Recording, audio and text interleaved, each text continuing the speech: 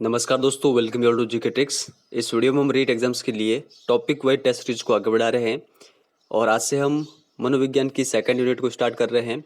First unit के जितने भी टॉपिक हैं उनके अकॉर्डिंग हमने क्वेश्चंस देख लिए हैं। इस वीडियो के डिस्क्रिप्शन में प्लेलिस्ट दे रखी है मनोविज्ञान के टॉपिक वाइज टेस्ट सीरीज की। अगर आपने पुरानी वीडियो नहीं देखे तो आप देख सकते हैं। तो आज का जो हमारा टॉपिक है वो है अधिगम। अधिगम से संबंधित 50 इंपॉर्टेंट क्वेश्चन हम इस वीडियो में सॉल्व करेंगे। तो आप ईमानदारी के साथ इस टेस्ट को अटेम्प्ट करें और इस वीडियो के एंड पर जितना भी स्कोर बने वो भी आप कमेंट सेक्शन में जरूर शेयर करें। चलिए शुरुआत करते हैं।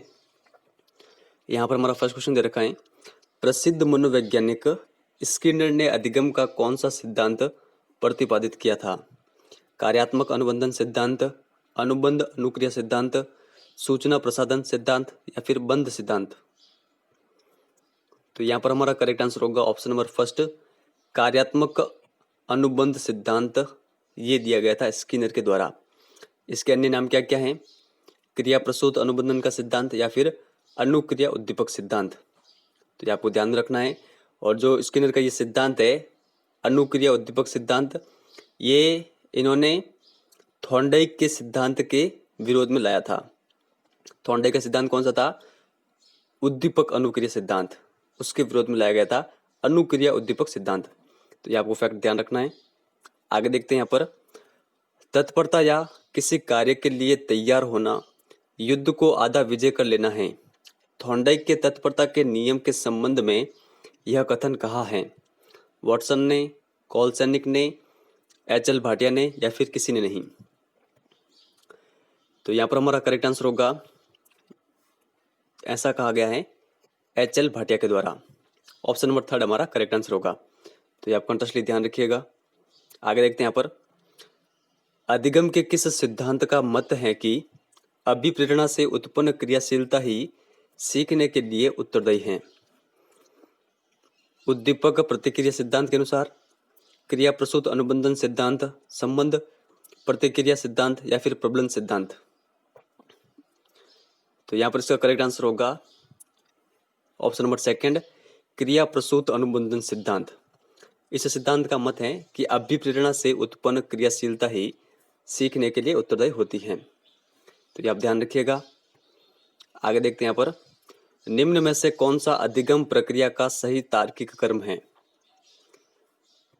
तो आपको बताना है यहाँ पर करेक्ट आंसर क्या होगा। तो यहाँ पर जो हमारा करेक्ट आंसर है, अधिगम प्रक्रिया का जो तार्किक क्रम है, सही तार्किक क्रम वो होगा, सबसे पहले आवश्यकता, उसके बाद में तत्परता, उसके बाद में स्थिति और सबसे अंत में अंतक्रिया। तो ये क्रम आपको ध्यान रखना है। ऑप्शन नंबर सेकंड यहाँ पर करेक्ट आंसर होगा। नेक्स्ट आगे है, एक परिस्थिति में सीखा हुआ काम दूसरी परिस्थिति में किया जा सकता है। यह कथन सीखने के किस नियम पर आधारित है? आंशिक क्रिया का नियम, आत्मीकरण का नियम, साहचर्य परिवर्तन का नियम या फिर प्रभाव का नियम? तो यहाँ पर जो ये ऊपर कथन दे रखा है, एक परिस्थिति में सीखा हुआ काम दूसरी परिस्थिति में किया जा सकता है, ये आधारित है साहचर्य परिवर्तन के नियम पर। ऑप्शन नंबर थर्ड इसका करेक्ट आंसर होगा।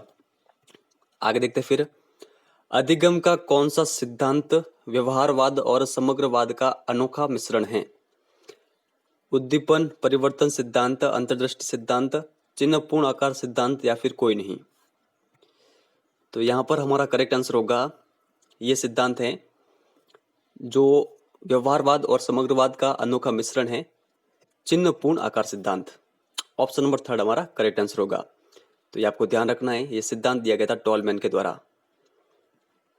नेक्स्ट फिर आगे देखते हैं, थॉर्नडाइक द्वारा अपने प्रयोग में भूखी बिल्ली को उत्तेजित करने हेतु उद्दीपक के रूप में किसका प्रयोग किया गया था?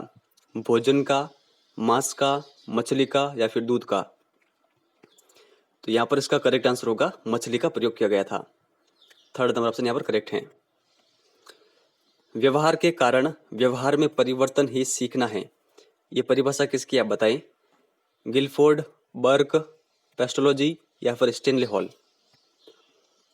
तो यहाँ पर हमारा करेक्ट आंसर होगा ऑप्शन नंबर फर्स्ट, ये परिभाषा गिलफोर्ड के द्वारा दी गई थी। व्यवहार के कारण व्यवहार में परिवर्तन ही सीखना है। इस विचार को कि विकास के किसी भी पड़ाव पर कोई भी वस्तु सिखाई जा सकती है, किस विचारक ने अभिव्यक्त किया? पियाजे ने, ब्रूनर ने, कोहलर ने या फिर कोई नहीं?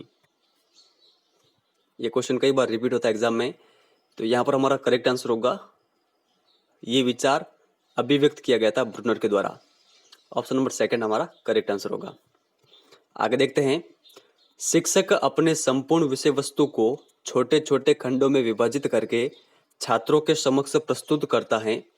यह अधिगम के किस सिद्धांत पर आधारित है?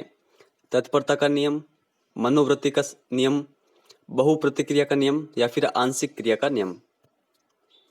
तो यहाँ पर हमारा करेक्ट आंसर होगा ऑप्शन नंबर फोर्थ, आंशिक क्रिया का नियम। इसमें शिक्षक अपने संपूर्ण विषय वस्तु को छोटे छोटे खंडों में विभाजित करके छात्रों के समक्ष प्रस्तुत करता है। तो ये आप ध्यान रखिएगा। आगे देखते फिर, अभ्यास द्वारा व्यक्ति को किसी भी कार्य में निपुण बनाया जा सकता है। यह कथन अधिगम के किस सिद्धांत से संबंधित है? अंतर्दृष्टि का सिद्धांत, क्रिया प्रसूत अनुबंधन सिद्धांत, प्रयास एवं भूल का सिद्धांत या फिर सभी? तो देखिए यहाँ पर जो हमारा करेक्ट आंसर होगा ये होगा ऑप्शन नंबर थर्ड, प्रयास एवं भूल का सिद्धांत, जो कि थॉर्नडाइक के द्वारा दिया गया था। ऑप्शन नंबर थर्ड हमारा करेक्ट आंसर होगा। आगे देखते हैं यहाँ पर, निम्न में से कौन सा अधिगम सिद्धांत नैमित्तिक अनुबंधन कहलाता है? तो आप बताएं यहाँ पर करेक्ट आंसर क्या होगा। यहाँ पर हमारा करेक्ट आंसर होगा ऑप्शन नंबर थर्ड, सक्रिय अनुबंधन सिद्धांत नैमित्तिक अनुबंधन कहलाता है। ये आपको ध्यान रखना है, ऑप्शन नंबर थर्ड हमारा करेक्ट आंसर होगा। इसका यानी नाम क्या है? इसका यानी नाम है क्रिया प्रसूत अनुबंधन का सिद्धांत या फिर अनुक्रिया उद्दीपक सिद्धांत, जो कि स्किनर के द्वारा दिया गया था। यह आपको कंठस्थली ध्यान रखना है। सीखना व्यवहार में उत्तरोत्तर सामंजस्य की प्रक्रिया है। उक्त परिभाषा किसकी है? बर्क की, पेस्टोलॉजी की, स्किनर की या फिर स्टैनले हॉल की? तो यहाँ पर हमारा करेक्ट आंसर होगा सीखना व्यवहार में उत्तरोत्तर सामंजस्य की प्रक्रिया है। ये कथन है स्किनर का। ऑप्शन नंबर थर्ड हमारा करेक्ट आंसर होगा। और इनकी एक और परिभाषा है, अधिगम प्रगतिशील व्यवहार अनुकूलन की एक प्रक्रिया है। तो ये दोनों परिभाषाएं आप ध्यान रखिएगा, स्किनर की हैं। आगे देखते हैं यहाँ पर, संकेत अधिगम के अंतर्गत सीखा जाता है। आरपीएससी फर्स्ट ग्रेड एग्जाम में ये क्वेश्चन आया हुआ है, तो आपको बताना है यहाँ पर करेक्ट आंसर क्या होगा। तो यहाँ पर हमारा करेक्ट आंसर होगा संकेत अधिगम के अंतर्गत सीखा जाता है पारंपरिक अनुकूलन। ऑप्शन नंबर फर्स्ट यहाँ पर करेक्ट आंसर होगा। अर्थपूर्ण शाब्दिक अधिगम किसके द्वारा समझाया गया है? रॉबर्ट गेने, जीन पियाजे, जेरोम ब्रूनर या फिर डेविड असुबेल? तो यहाँ पर इसका करेक्ट आंसर होगा डेविड असुबेल के द्वारा समझाया गया है अर्थपूर्ण शाब्दिक अधिगम। अधिगम का सर्वाधिक उपयुक्त उद्देश्य यहाँ पर कौन सा है वो आपको बताना है। व्यक्तिक समायोजन, व्यवहार का रूपांतरण, सामाजिक व राजनीतिक चेतना या फिर अपने को रोजगार के लिए तैयार करना? तो देखिए यहाँ पर तो हमारा करेक्ट आंसर होगा अधिगम का सर्वाधिक उपयुक्त उद्देश्य होगा ऑप्शन नंबर सेकंड, व्यवहार का रूपांतरण। नेक्स्ट आगे है, अधिगम स्थानांतरण में सामान्य तथा विशिष्ट अंश का सिद्धांत किस मनोवैज्ञानिक ने दिया था? ब्लूम, कोहलर, स्पीयरमैन या फिर कोई नहीं? तो देखिए यहाँ पर जो हमारा करेक्ट आंसर होगा अधिगम स्थानांतरण में सामान्य तथा विशिष्ट अंश का जो सिद्धांत दिया गया था, यह दिया गया था स्पीयरमैन के द्वारा। ऑप्शन नंबर थर्ड यहाँ पर करेक्ट होगा। निर्मितिवाद अधिगम के पक्षधर हैं तो कौन है आप बताएं। तो देखिए यहाँ पर जो करेक्ट आंसर होगा वो होगा option number second, Lev Vygotsky निर्मितिवाद अधिगम के पक्षधर हैं। ये आप ध्यान रखिएगा। आगे देखते हैं, संबद्ध प्रतिक्रिया सिद्धांत के प्रतिपादक हैं पावलोव, थॉर्नडाइक, स्किनर या फिर कोहलर? तो यहाँ पर हमारा करेक्ट आंसर होगा संबद्ध प्रतिक्रिया सिद्धांत के प्रतिपादक है पावलोव। देखिए इसके अन्य नाम क्या क्या है वो भी आप ध्यान रखिएगा। इसको अनुकूलित अनुक्रिया सिद्धांत भी कहते हैं। इसके अलावा शास्त्रीय अनुबंधन सिद्धांत भी इस सिद्धांत को कहा जाता है और इसे प्राचीन अनुबंधन का सिद्धांत भी कहा जाता है। तो ये आप ध्यान रखिएगा। पावलो ने किस पर प्रयोग किया था? तो पावलो ने कुत्ते पर अपना प्रयोग किया था। ये आप ध्यान रखिएगा। प्रभावशाली अधिगम के आयाम हैं संकेत अधिगम, उत्तेजन अनुक्रिया अधिगम, श्रृंखला अधिगम या फिर उपरोक्त सभी? तो यहाँ पर इसका करेक्ट आंसर होगा प्रभावशाली अधिगम के ये सभी आयाम होते हैं। तो यहाँ पर ऑप्शन नंबर 4 हमारा करेक्ट आंसर है, ये आप ध्यान रखिएगा। आशुबेल के अनुसार किस प्रकार के सीखने में समस्या का समाधान निहित है? रटकर सीखना, अर्थपूर्ण सीखना, खोजपूर्ण सीखना या फिर निरंतर सीखना? तो यहाँ पर इसका करेक्ट आंसर होगा ऑप्शन नंबर 3, खोजपूर्ण सीखना। आगे देखते हैं। रॉबर्ट एम गेने के अनुसार निम्न में से कौन सा अधिगम का प्रकार नहीं है? अंतर्दृष्टि अधिगम, संकेत अधिगम, प्रत्यय अधिगम या फिर उद्दीपक अनुक्रिया अधिगम? तो देखिए यहाँ पर जो उसका करेक्ट आंसर होगा, इनके अनुसार, रॉबर्ट एम गेने के अनुसार अधिगम का प्रकार नहीं है, ऑप्शन नंबर 1 अंतर्दृष्टि अधिगम। देखिए इन्होंने अधिगम के 8 प्रकार बताए थे। 8 प्रकार कौन कौन से बताए थे वो मैं आपको बता देता हूँ, उनका आप ध्यान रखिएगा। सबसे पहले इन्होंने बताया था संकेत अधिगम, सेकेंड इन्होंने बताया था उद्दीपक अनुक्रिया अधिगम, थर्ड बताया था श्रृंखला अधिगम, फोर्थ इन्होंने बताया था शाब्दिक अधिगम, फिफ्थ इन्होंने बताया था बहुभेदीय अधिगम, सिक्स्थ इन्होंने बताया था, यहाँ पर दे रखा है, प्रत्यय अधिगम, सेवेंथ इन्होंने बताया था अधिनियम अधिगम, और 8वां काफी अधिक इंपॉर्टेंट है, समस्या समाधान अधिगम। तो ये 8 प्रकार बताए गए थे रॉबर्ट एम गेने के द्वारा। तो इन सभी के बारे में आप ध्यान रखिएगा, कंटेस्ट आपको ये सारे ध्यान होने चाहिए। निम्न में से कौन सा युग्म सही है? तो वीडियो को पॉज करें, आप बताएं यहाँ पर करेक्ट आंसर क्या होगा। आई होप आपने ये क्वेश्चन अटेम्प्ट किया होगा। तो देखिए यहाँ पर जो उसका करेक्ट आंसर होगा वो होगा ऑप्शन नंबर 2, अनुभवजन्य जो अधिगम का सिद्धांत है वो दिया गया था कॉल रोजर्स के द्वारा। तो यहाँ पर ऑप्शन नंबर 2 हमारा करेक्ट आंसर होगा। आगे देखते हैं। पावलोव के प्रयोग में कुत्ते का घंटी बजने पर लार आने की क्रिया कहलाती है स्वाभाविक अनुक्रिया, प्राकृतिक अनुक्रिया, संबंध अनुक्रिया या फिर संबंध उद्दीपक? तो यहाँ पर इसका करेक्ट आंसर होगा ऑप्शन नंबर 3, संबंध अनुक्रिया। ये आपको ध्यान रखना है, ये क्वेश्चन भी शायद तो फर्स्ट ग्रेड एग्जाम में पूछा हुआ है। आगे देखते हैं। सीखना एक लक्ष्य आधारित क्रिया है, इसकी सफलता में कुछ कारकों का योगदान है। तो कौन कौन से आप बताए? वातावरण है, या फिर विद्यार्थियों को बल युक्त प्रेरणा है, विद्यार्थियों की मानसिक व्यवस्था है, या फिर उपरोक्त सभी? तो इन सभी कारकों का योगदान होता है। तो यहाँ पर ऑप्शन नंबर 4 हमारा करेक्ट आंसर होगा, उपयुक्त सभी। ये आप ध्यान रखिएगा। आगे देखते हैं। यहाँ पर अनुदैर्ध्य उपागम में जिन बालकों का पर्यवेक्षण किया जाता है वे होते हैं। तो वे किस प्रकार के होते हैं आप बताएं यहाँ पर? नए, विभिन्न, निश्चित या फिर कोई नहीं? तो ये बालक होते हैं निश्चित। ऑप्शन नंबर 3 यहाँ पर करेक्ट आंसर होगा। आगे देखते हैं। यहाँ पर निम्नलिखित में से कौन सा प्रकार्य के अनुसार अधिगम का प्रकार नहीं है? प्रकार्य को इंग्लिश में फंक्शन कहते हैं। तो आप बताएं यहाँ पर करेक्ट आंसर क्या होगा। देखिए यहाँ पर जो हमारा करेक्ट आंसर होगा, प्रकार्य के अनुसार अधिगम का प्रकार नहीं है, कल्पनाशील अधिगम। तो कौन कौन से हैं प्रकार्य के अनुसार अधिगम के प्रकार? संज्ञानात्मक अधिगम, निपुणता द्वारा अधिगम और अभिवृत्त्यात्मक अधिगम। तो ये आप ध्यान रखिएगा। मनोवैज्ञानिकों के कौन से समूह ने महसूस करने योग्य तथा मापने योग्य व्यवहार पर अपना ध्यान केंद्रित किया है? तो ये है व्यवहारवादियों ने। ऑप्शन नंबर 1 इसका करेक्ट आंसर होगा। आगे देखते हैं। परीक्षा अधिगम किसके विकास में सहायक है? कल्पना के, सृजनात्मकता के, संज्ञानात्मक कौशल के या फिर स्मृति के? तो यहाँ पर हमारा करेक्ट आंसर होगा परीक्षा अधिगम ये सहायक है संज्ञानात्मक कौशल के विकास के लिए। तो ऑप्शन नंबर 3 हमारा करेक्ट आंसर होगा। अल्बर्ट बंडूरा द्वारा प्रतिपादित अधिगम का प्रकार कहलाता है सक्रिय अधिगम, प्रेक्षणात्मक अधिगम, अंतर्दृष्टि अधिगम या फिर अनुभवजन्य अधिगम? तो यहाँ पर इसका करेक्ट आंसर होगा अल्बर्ट बंडूरा द्वारा प्रतिपादित अधिगम का प्रकार ये कहलाता है प्रेक्षणात्मक अधिगम। तो ये आपको ध्यान रखना है। इसके अन्य नाम क्या क्या है? सामाजिक अधिगम सिद्धांत या फिर निरीक्षण युक्त अधिगम सिद्धांत। तो ये आपको ध्यान रखना है। नेक्स्ट आगे देखते हैं। यहाँ पर पहले से निर्मित व्यवहार में अनुभवों के द्वारा हुए परिवर्तन को अधिगम कहते हैं। ये परिभाषा किसकी है आप बताएं? गिलफोर्ड, कॉल्विन, बर्क या फिर पेस्टोलॉजी?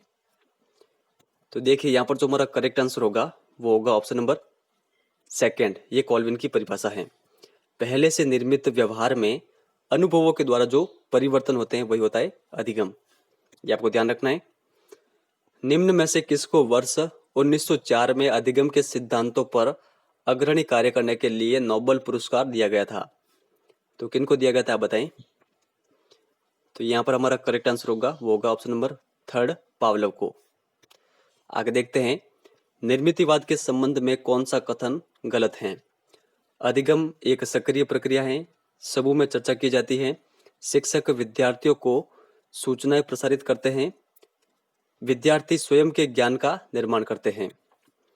तो देखिए निर्मितिवाद के संबंध में यहाँ पर जो गलत कथन है वो होगा ऑप्शन नंबर थर्ड। ये गलत है। बाकी जो ये तीनों कथन दे रखे हैं ये निर्मितिवाद के संबंध में सत्य है, तो इनका आप ध्यान रखिएगा। आगे देखते हैं, अधिगम एक अनुभव है जिसके द्वारा कार्य में परिवर्तन या समायोजन होता है तथा व्यवहार की नवीन विधि प्राप्त होती है। तो अधिगम की परिभाषा किसके द्वारा दी गई आप बताएं। कॉल्विन, बर्क, पेस्टोलॉजी या फिर प्रेसी? तो ये परिभाषा है प्रेसी की। ऑप्शन नंबर फोर्थ यहाँ पर करेक्ट आंसर होगा। अधिगम की एक परिभाषा नीचे और दे रखी है, गेट्स वानी की, अनुभव के द्वारा व्यवहार में होने वाले परिवर्तन को सीखना या अधिगम कहते हैं। तो इनकी भी परिभाषा आप ध्यान रखिएगा। निम्न में से कौन सा अधिगम का ज्ञानात्मक सिद्धांत है? तो यहाँ पर इसका करेक्ट आंसर होगा अधिगम का ज्ञानात्मक सिद्धांत है क्षेत्रीय सिद्धांत। ऑप्शन नंबर थर्ड हमारा करेक्ट आंसर होगा। और ये सिद्धांत किसके द्वारा दिया गया था? कर्ट लेविन के द्वारा। तो ये आपको ध्यान रखना है।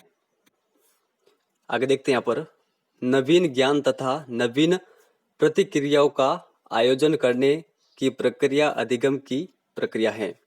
तो ये परिभाषा किसकी आप बताएं। देखिए यहाँ पर जो ये परिभाषा दे रखी है ये परिभाषा है वुडवर्थ की। तो यहाँ पर ऑप्शन नंबर सेकंड हमारा करेक्ट आंसर होगा। काफी इंपॉर्टेंट परिभाषा है और कई एग्जाम में पूछी हुई, आप ध्यान रखिएगा। क्रो एंड क्रो की भी एक परिभाषा है, आदतों, ज्ञान तथा अभिवृत्तियों का अर्जन ही अधिगम है। तो ये भी आप साथ में ध्यान रखिएगा। आगे देखते हैं, डिसलेक्सिया संबंधित है।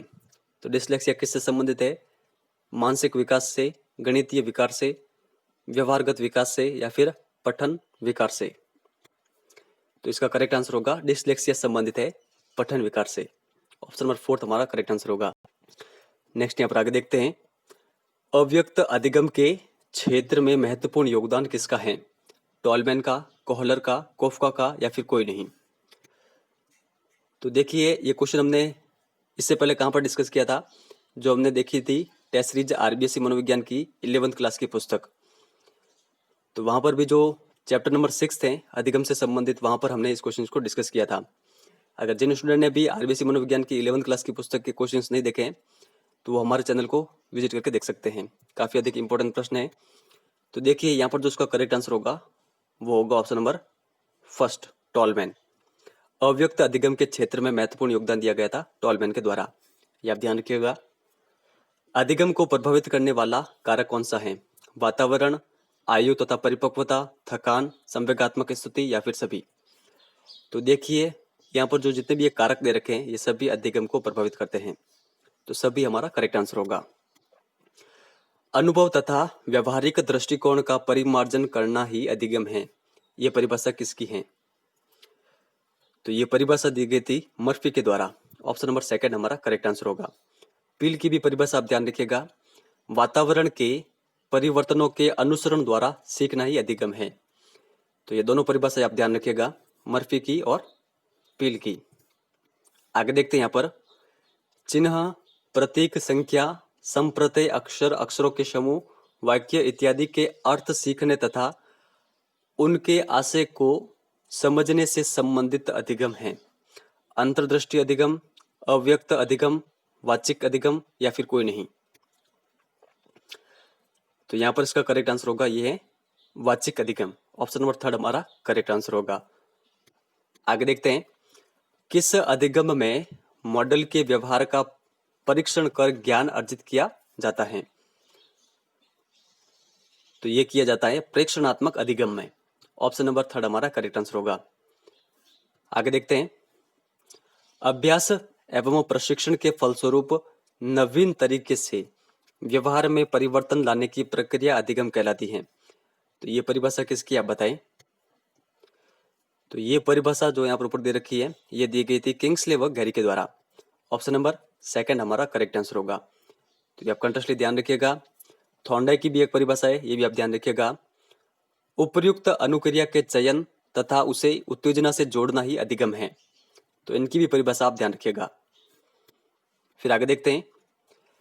ऐसी कोई भी घटना या उद्दीपक जो किसी वांछित अनुक्रिया के घटित होने की संभावना को बढ़ाता है क्या कहलाता है। तो ये कहलाता है पुनर्बलन। यहाँ पर ऑप्शन नंबर सेकंड हमारा करेक्ट आंसर होगा। आगे देखते हैं। नवीन परिस्थितियों में अपने आप को ढालना या अनुकूलित करना ही अधिगम है। तो ये परिभाषा किसकी आप बताएं। तो ये परिभाषा दी गई थी हिलगार्ड के द्वारा। ऑप्शन नंबर फर्स्ट हमारा करेक्ट आंसर होगा। हिलगार्ड की एक और परिभाषा है, ये भी आप ध्यान रखिएगा। अधिगम प्रक्रिया है जिसके द्वारा कोई क्रिया आरंभ होती है। तो ये भी आप साथ में ध्यान रखिएगा। आगे देखते हैं। सीखने की प्रक्रिया के 4 चरण कौन से हैं। तो कौन से आप बताएं। वीडियो को पॉज करें, अपना आंसर क्लिक करें। तो सीखने की प्रक्रिया के 4 चरण हैं। उद्देश्य, क्रिया, मूल्यांकन एवं अनुगमन। तो यहाँ पर ऑप्शन नंबर फोर्थ हमारा करेक्ट आंसर होगा। ये आप ध्यान रखिएगा। निर्मितिवाद शिक्षण सिद्धांत मॉडल के अनुसार यहाँ पर सही क्रम कौन सा है। तो आप बताइए सही क्रम कौन सा यहाँ पर। तो यहाँ पर हमारा करेक्ट आंसर होगा निर्मितिवाद शिक्षण सिद्धांत मॉडल के अनुसार सही क्रम है अन्वेषण करना, फिर व्याख्या करना, फिर विस्तार करना और सबसे अंत में मूल्यांकन करना। तो ऑप्शन नंबर फर्स्ट यहाँ पर करेक्ट आंसर होगा। ये आप कंटेस्टली ध्यान रखिएगा। आगे देखते हैं। छात्रों में सीखने की योग्यता निर्भर करती है। तो किस पर निर्भर करती है आप बताएं। ये निर्भर करती है व्यक्तिगत भिन्नता पर। ऑप्शन नंबर फोर्थ यहाँ पर करेक्ट आंसर होगा। पुनर्बलन अभ्यास के परिणाम स्वरूप व्यवहारजन्य क्षमता में आने वाले अपेक्षाकृत स्थायी प्रकृति का परिवर्तन आदि यहाँ पर ये अधिगम है। आदि अधिगम है। तो ये परिभाषा किसकी आप बताएं। तो ये जो ऊपर परिभाषा दे रखी है ये दी गई थी ऑप्शन नंबर डी किम्बले के द्वारा। अधिगम से संबंधित ये परिभाषा है, तो ये ध्यान रखिएगा। और क्रॉनबैंक की भी आप परिभाषा ध्यान रखिएगा। अधिगम की अभिव्यक्ति अनुभव के परिणाम स्वरूप व्यवहार में परिवर्तन के रूप में होती है। तो ये भी आप साथ में ध्यान रखिएगा। इन दोनों की परिभाषाएं जितने भी अधिगम से संबंधित परिभाषाएं बनती है वो मैंने सारे इंक्लूड किए इस वीडियो में। तो उन सभी के बारे में आपको ध्यान रखना है। हमारा लास्ट क्वेश्चन है, आपका जितना भी स्कोर आए वो आप कमेंट सेक्शन में जरूर शेयर करें। सीखना आवश्यकता की पूर्ति की प्रक्रिया के द्वारा होता है। हल का यह कथन संबंधित है किस सिद्धांत से, वो आपको बताना है। तो यहाँ पर हमारा करेक्ट आंसर होगा प्रबलन का सिद्धांत। ऑप्शन नंबर सेकंड यहाँ पर करेक्ट आंसर होगा। तो फ्रेंड्स आपका जितना भी स्कोर रहा है वो आप कमेंट सेक्शन में शेयर करें। और नेक्स्ट वीडियो का शेड्यूल डिस्क्रिप्शन में मेंशन है, वहाँ पर आप देख सकते हैं। और आप पीडीएफ के लिए आप हमें टेलीग्राम चैनल पर ज्वाइन कर सकते हैं। इस वीडियो में इतना ही है।